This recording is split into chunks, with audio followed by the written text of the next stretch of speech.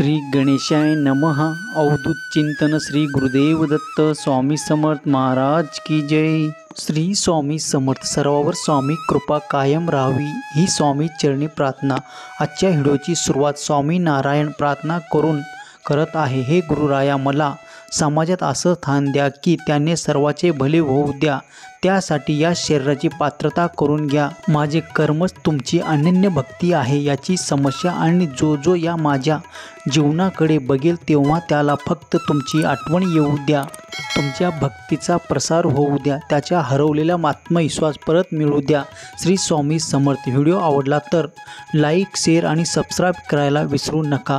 आणि लक्षात ठेवा, स्वामी संदेश सांगण्याचा उद्देश फक्त तुमच्या हरवलेल्या मनाला परत एकदा उभारी करणे इतकंच असतो। चला तर मग बघूया आजचे स्वामी संदेश। पहिला संदेश, तुमचे सगळेच प्रॉब्लेम त्या दिवशी संपतील जेव्हा तुम्हाला विश्वास होईल की सगळी कामे स्वामीच्या हातात आहे। तुझ्याजवळ जे आहे त्यापेक्षा चांगले तुझ्या नशिबात आहे, आणि ते तुला तुझ्या खात्यात जमा करायचं आहे। सगळ्यात पहिल्यांदा समोरच्याला कोणत्याही गोष्टीसाठी किंवा कृतीसाठी जबाबदार ठरवणं बंद कर। सध्या गोष्टीसाठी परिस्थितीला दोष देणं बंद कर, आणि माझ्या नशिबात असेल तर मिळेल हे वाक्य बोलणं बंद कर।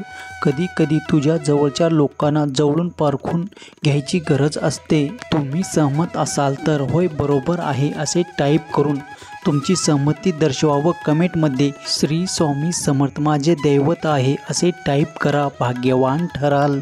कारण अर्धा प्रॉब्लेम तुमच्यामुळेच उभे होतात। चार लोक काय म्हणतील हा विचार त्या लोकांनाच करू द्या। आपण आपल्या पद्धतीने जगा। दुसऱ्यांना तुमचे प्रॉब्लेम सांगताना एक गोष्ट लक्षात ठेवा, लोक मेलेल्या माणसाला खांदा देणे पुण्य समजतात, पण नीतीसमोर हतबल झालेल्या माणसाला आधार देताना 10 वेळा विचार करतात। म्हणून बोलून बघा, कदाचित तुमच्या हरवलेले उत्तर तुम्हाला सापडेल। जितक्या सहजतेने आपण एखाद्या गोष्टीमध्ये गुंतला जातो, तितक्या सहजतेने त्या गोष्टीतून बाहेर पडणे देखील जमायला हवं। हे एकदा जमलं ना की मग बघा, हे आयुष्य सोपं होण्या मार्गाने। एकदा भगवान कृष्णाला अर्जुनने विचारलं की या जगात प्रत्येक जण दुःखी का आहे, तेव्हा भगवान श्रीकृष्ण हसले आणि म्हणाले, इथे प्रत्येकाकडे सुख आहे, पण एकाकडे पाहून दुसऱ्याला दुःख होत आहे। तुझ्याकडे काय आहे पाहण्यामध्येच स्वतःचा वेळ वाया घालवू नका। स्वामी म्हणतात, जेव्हा जेव्हा तुला माझी गरज असेल तेव्हा तेव्हा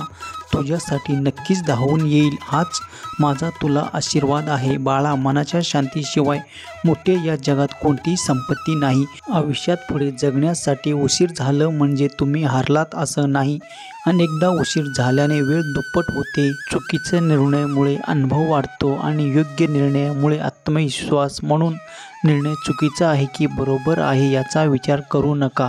निर्णय घ्या आणि जीवनात पुढे चला। तुमचं आयुष्य भरकट चालले असेल तर स्वामीचे नाव घ्या, रस्ता नक्कीच सापडेल। जीवनात श्रीमंतीचा माज असावा, पण त्यात संपत्तीचा माज नसावा। कारण तुम्ही सृष्टीचे पाहुणे आहात, मालक नाही, करणार सुद्धा नाही।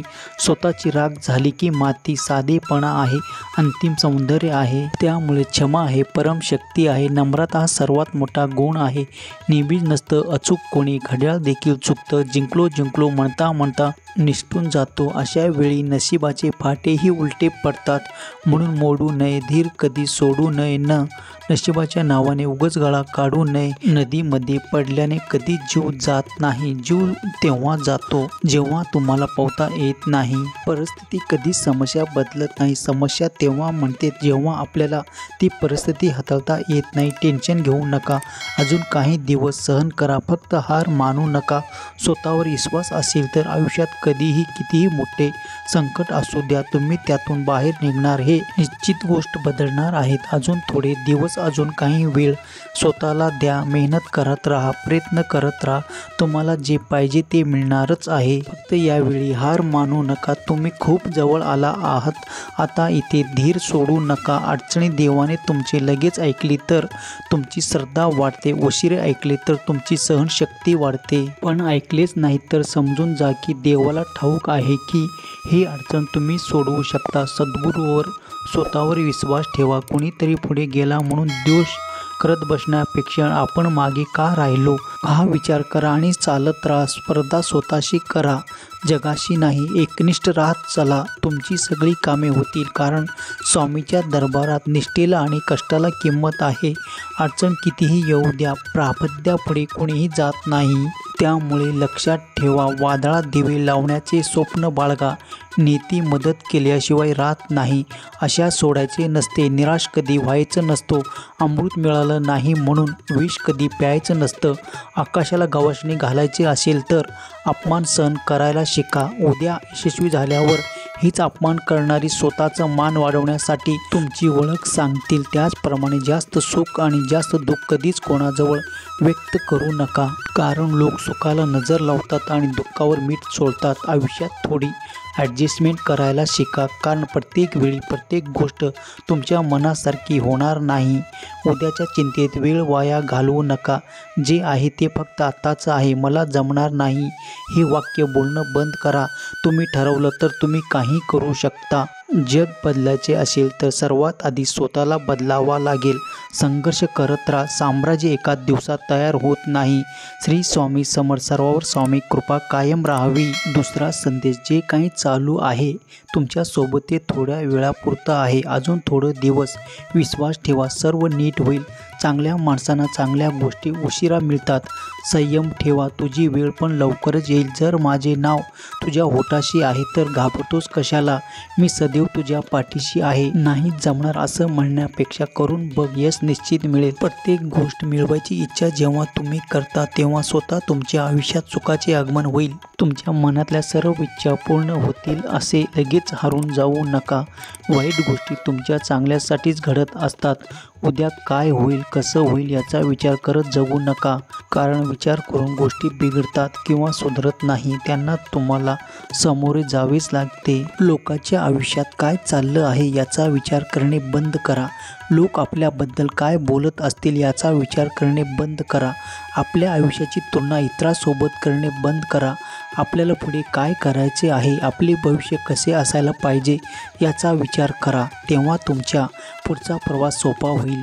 जर तुम्ही अजूनसुद्धा भूतकाळातल्या आठवणी विसरून पुढे जात नसाल तर तुम्ही कायम मागेच राहाल. तुमचे आत्ताचे प्रॉब्लेम तुम्हाला पुढील कठीण प्रसंगासाठी तयार करत असतात, हे कायम लक्षात ठेवा. म्हणून हार मानू नका. स्वामी म्हणतात, तुझ्या इच्छापेक्षा सुंदर माझं नियोजन आहे.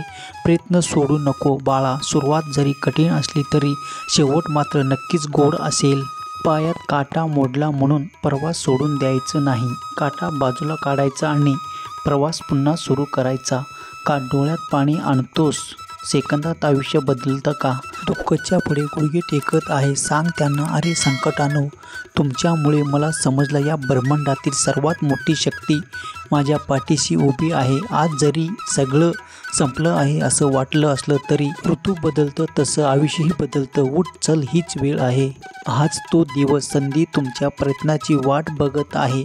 प्रयत्न करावेच लागतील. सगळ्या गोष्टी फक्त विचार करून नाही मिळणार. या जगात कोणतीही गोष्ट कायम टिकणार नाही. तसंच आहे, काही काळासाठी दुःख राहतं. फक्त हिंमत ठेवायला हवी.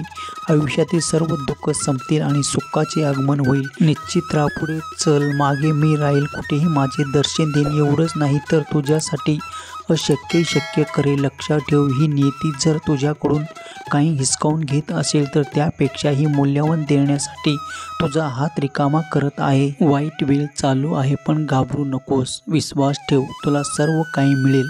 सर्व ठीक होणार आहे. आत्तापर्यंत जे झालं ते झालं, सोडून द्या. डोक्यातून ते विचार काढून टाका.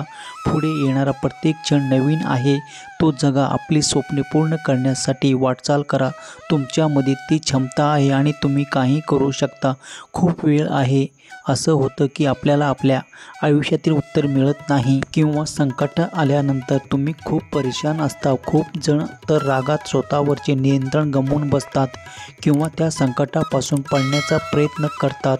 संकटाचा सामना करा आणि रागावर नियंत्रण ठेवा. त्यानंतरच तुमचे सगळे प्रॉब्लेम संपतील. उशिरा मिळेल पण सर्वोत्तम मिळेल. काळजी करू नका.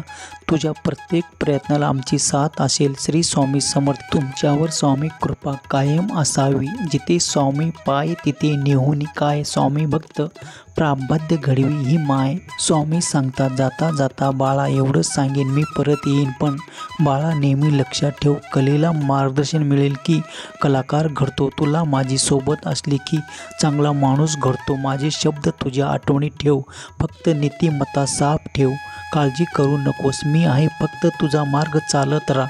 जर तू जिंकलास तर खरा ठरशील स्वामी भक्त. हा संदेश शेवटपर्यंत पाहिल्याबद्दल धन्यवाद.